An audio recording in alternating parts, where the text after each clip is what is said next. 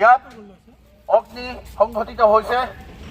এই অগ্নিকাণ্ডৰ অধিক ভয়াবহ হ'ব পাৰে। বৰ্তমান আমাৰ ষ্টেট ফায়াৰ ছাৰ্ভিচে আমাৰ এই জুই নুমাবৰ বাবে সক্ষম হৈছে যদিও এতিয়ালৈকে এই অঞ্চল সম্পূৰ্ণ বিপদ।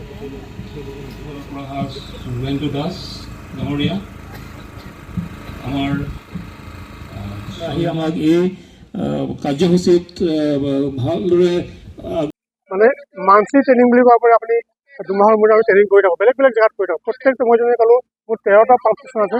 প্ৰত্যেকটা পাম্প ষ্টেচন এনেকুৱা মকড্ৰিল আমি কৰি থাকোঁ। সঁচাকৈ আমি এটা মেছেজ দিব বিচাৰোঁ তাৰমানে যে ৰাইজ এনেকুৱা হ'লে আপোনালোকৰ পৰা আমাক ডেফিনেটলি সহায় লাগিবই, আৰু কি কি কৰিবলগীয়া আছে, কি কি কৰিব নালাগে, সেইখিনি আমি সজাগতা কৰি দিওঁ।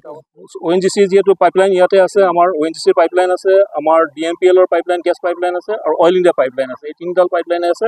সেইকাৰণে তেওঁলোককো আমি এই ইনচিডেণ্ট যিটো হৈছে ইয়াতে সেই লগে লগে ইমিডিয়েটলি তেওঁলোকক খবৰ দিয়া হ'ল। খবৰ দিয়া হোৱাৰ পিছত আমি লগতে ফায়াৰ ছাৰ্ভিচকো খবৰ দিলোঁ, আৰু fire service and emergency service যিটো আছে চিভিল ডিফেন্সকো খবৰ দিয়া হ'ল। আৰু এই গোটেইখিনি কৰাৰ লগতে আমি প্ৰথম কথা আমি গোটেই কোঅৰ্ডিনেট কৰিব লাগিব খুব সুন্দৰভাৱে, যাতে যিটো পৰিস্থিতি নাহে আমি মোকাবিলা কৰিব পাৰোঁ।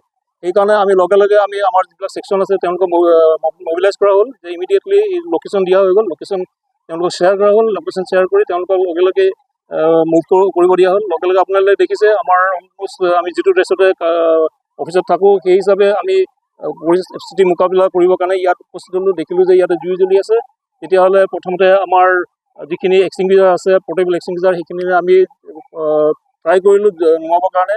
ইন দ্য মিন টাইম সেইখিনি কৰি থাকোঁতে আপোনাৰ ফায়াৰ ছাৰ্ভিচৰ টীম আহিলে, আৰু টীম আহি তেওঁলোকে ফায়াৰ এক্সটিংগুইজ কৰিলে। কৰাৰ পিছত আমাৰ দেখিছোঁ নেক্সট টাইম আমাৰ যিহেতু আমি ৱেল্ডিং কৰিব লাগিব এই অঞ্চলত, আকৌ যিহেতু যিখিনি হৈছে তাক ৰিপেয়াৰ কৰিব লাগিব। আমি খান্দি চালোঁ, খান্দি চাই দেখিলোঁ যে তাত হেৰি হৈছে, আপোনাৰ প্ৰিফাৰেঞ্চ টাইম এটা আছিলে, সেইটো লগে লগে আমি ৰিপেয়াৰ কৰাৰ ব্যৱস্থা কৰিলোঁ। খান্দি মেলি খান্দাৰ পিছত দেখিলোঁ যে যেতিয়া ৱেল্ডিং কৰিব বিচাৰে তাতে আকৌ এবাৰ জুই লগাৰ পৰিস্থিতিৰ উদ্ভৱ হ'ল। আপোনালোকে সেইটো দেখা পাইছিলে। সেইখিনি মোকাবিলা কৰিবৰ কাৰণে আপোনালোকে দেখিছে যে আমাৰ পাইপলাইন মেইনটেনেঞ্চৰ টীম, আমাৰ গোটেই ইলেক্ট্ৰিকেল টীম বা ফায়াৰ ছাৰ্ভিচ টীম, অসম গভৰ্ণমেণ্টৰ তেওঁলোকে গোটেইবিলাক ইয়াত একত্ৰিত হৈছোঁ। আৰু লগে লগে আমি দেখিছোঁ যে গোটেইবিলাকৰ একত্ৰিত প্ৰচেষ্টাৰে আমি সুন্দৰভাৱে এই পৰিস্থিতিৰ মোকাবিলা কৰিব পাৰিছোঁ। লগতে আমি যিহেতু আমি সজাগতা আমি গোটেই পাইপলাইনত আগৰ পৰাই কৰি থাকোঁ। আমি দেখিছোঁ যে এই পৰিস্থিতি যেতিয়া এই অঞ্চলটোত হৈছে, কোনো গাঁৱৰ মানুহ কিন্তু ওচৰলৈ আহিব বিচৰা নাই।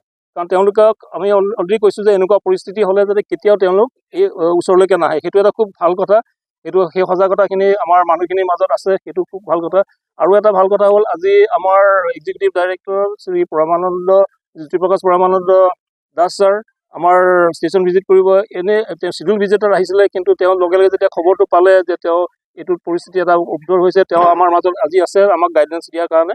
আৰু এতিয়া আপোনাৰ দেখিছে যে পৰিস্থিতি অলমষ্ট কণ্ট্ৰলৰ ভিতৰতে আছে।